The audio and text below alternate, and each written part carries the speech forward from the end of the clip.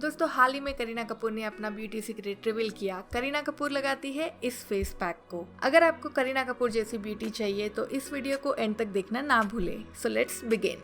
इसके लिए हम लेंगे एक बोल, add 1 tablespoon sandalwood powder, 1 vitamin E capsule,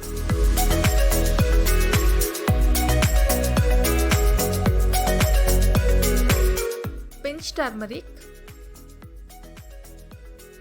1 tablespoon milk. अब इसको अच्छे से मिक्स कर ले। हमारा फेस पैक रेडी हो चुका है।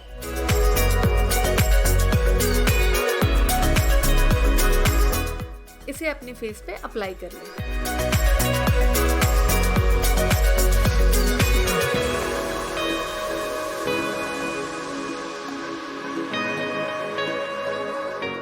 इसको हमें फेस पे करीबन 20 मिनट्स तक लगाए रखना है और उसके बाद में अपने फेस को वार्म वाटर से वॉश कर ले।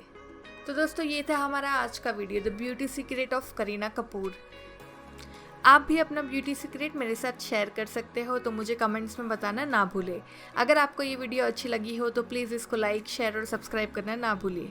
चलिए मिलते हैं नेक्स्ट वीडियो में। Till then bye bye.